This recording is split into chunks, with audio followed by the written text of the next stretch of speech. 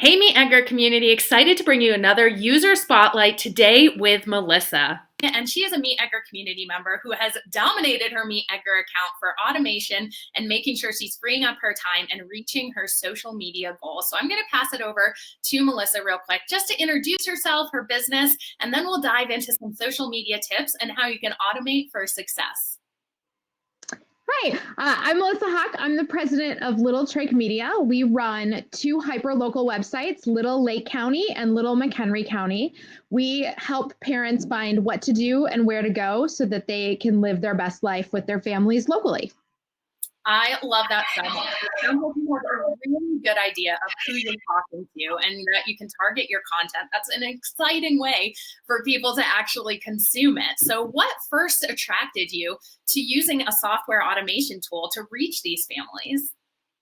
So I heard MeetEdgar's founder on a podcast, and that was my first exposure to it. And my Lake County site has been around for 10 years. So we have a lot of content.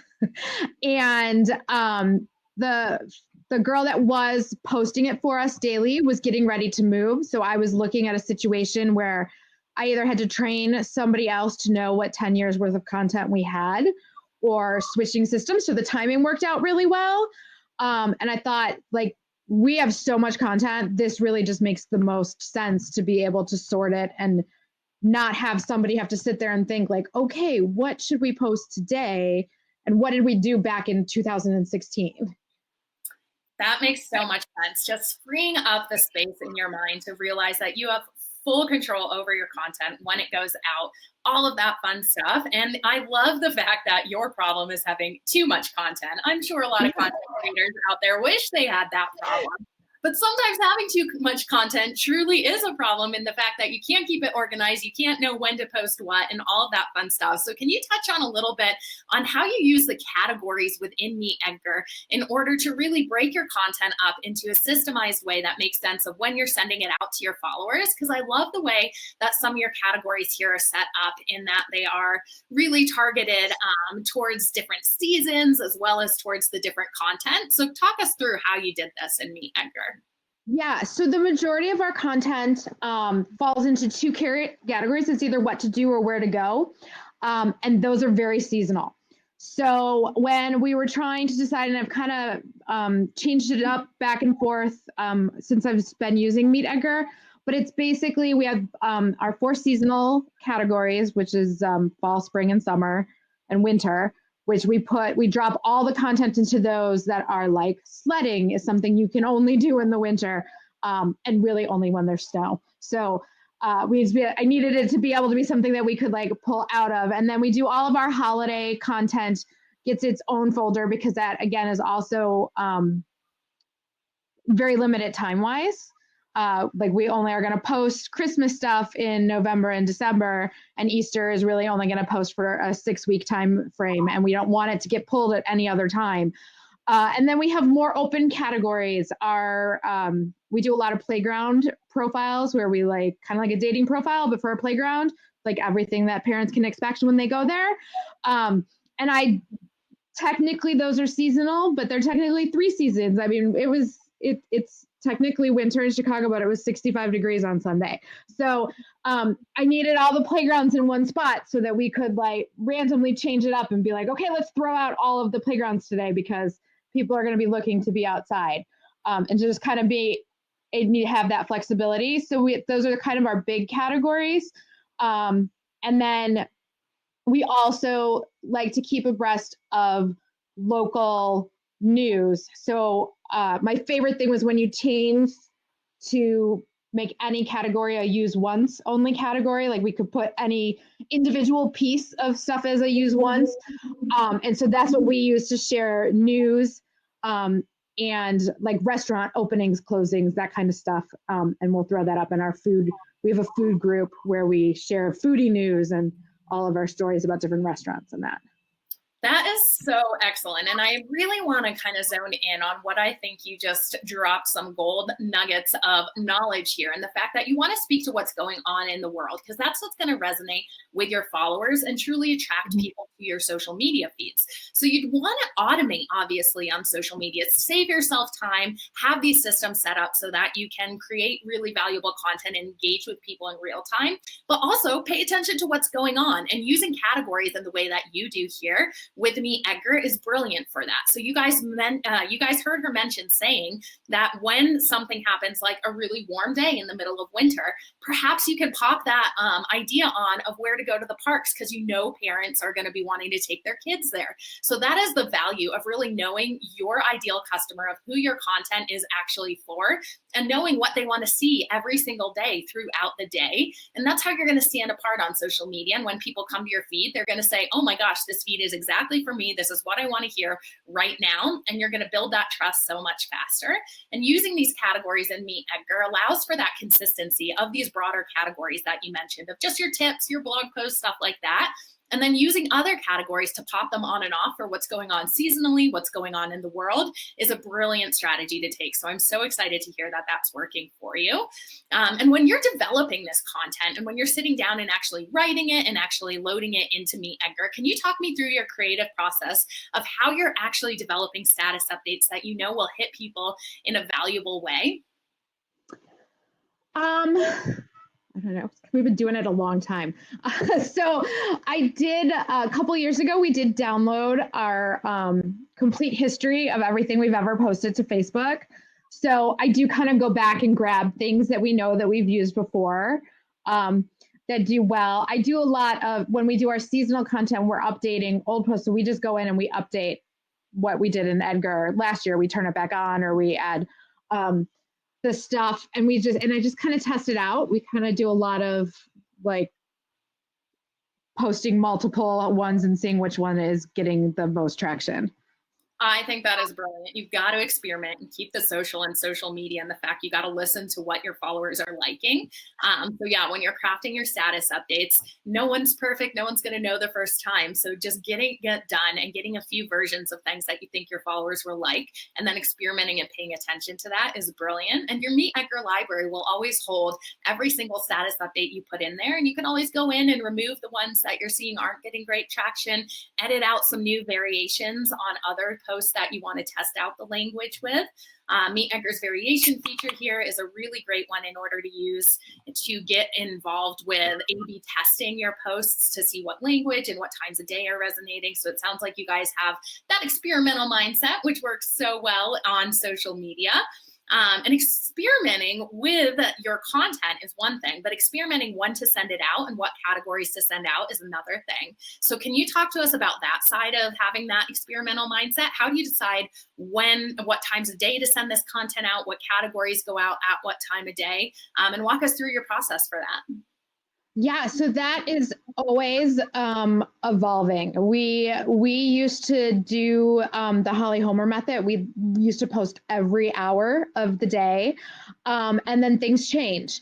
I actually just changed our schedule last week to go down to even less content, because I felt like, so we have 13,000 plus followers on our Facebook page. And I wasn't seeing enough interaction. Like some would get 600, but like that wasn't enough for me. So we just switched it up this week to only doing once in the morning and then the rest of mine in the evening, because that's when my parents seem to be most interactive on Facebook. Our Facebook curve, we look at our insights and it goes up all day long.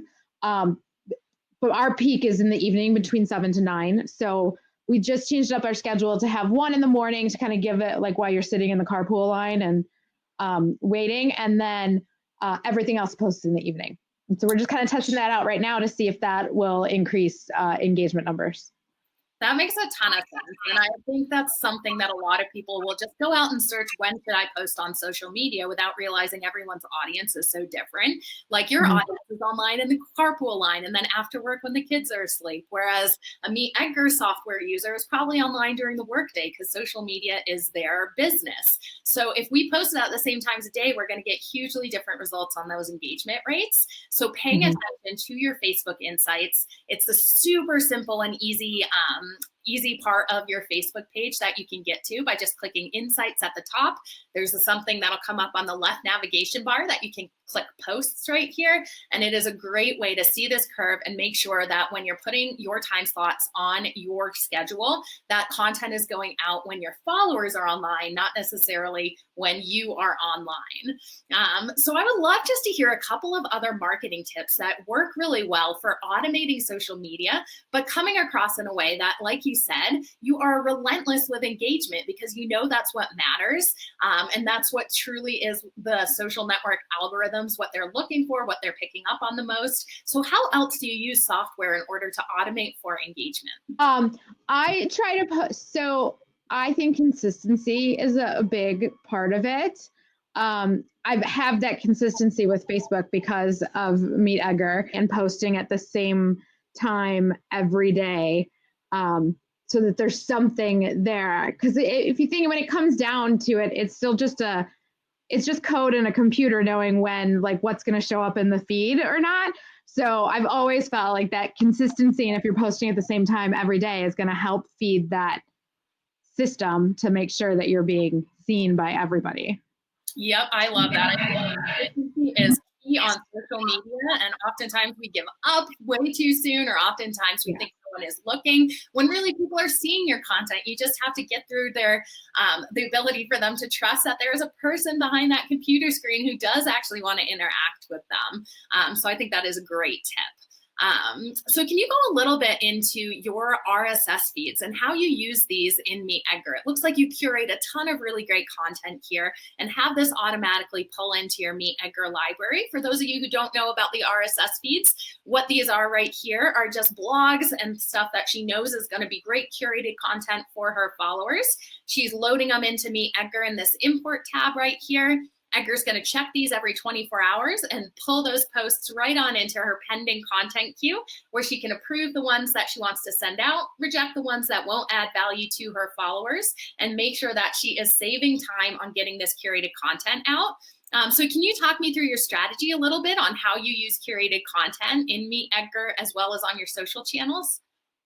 Yeah, so on our, my RSS pulls from 3 or 4 local news sources, because we share on our page local news media.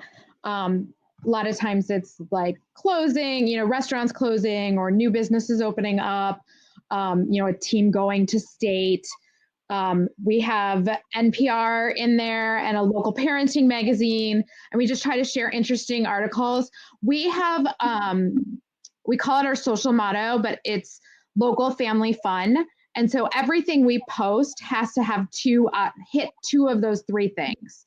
Ideally, it hits all 3. It's something that's local and it's related to families and fun, but we understand occasionally you need some information that's local for families, but is not necessarily fun. Like our current outbreak, like they need to know who to get good information from. So we do curate through, I get a lot of stuff in there because obviously it's a big news, lots of newspapers. And we scroll through that to make sure that we're sharing good content information from them. We have a local parenting group. We follow their stuff and share relevant articles. And then I also have our RSS feed for our 2 sites pushed into there, just so it's one step that I don't have to think about after we hit publish. If we schedule stuff out, if another writer publishes and I didn't see it, and I know it gets put in there, and I don't have to worry about somebody manually entering it in. Really keeps your brand voice consistent, I imagine, across every content that you're sharing, and gives your audience knows what they're going to expect. Because if you're trying to please everyone and you're trying to go in every single direction, you're not going to really attract the people who can get the most value out of your content and out of your service. So I think that is brilliant, and something that I'm going to truly think about the next time that we're posting on social media. What a great tip. So you've been a wealth of information on just how you can really create a thriving community on social media. Is there any last tip that you'd like to leave the audience with today? I think it would just be to not try to be everybody else. I mean, there are so many parenting websites, mommy blogs, and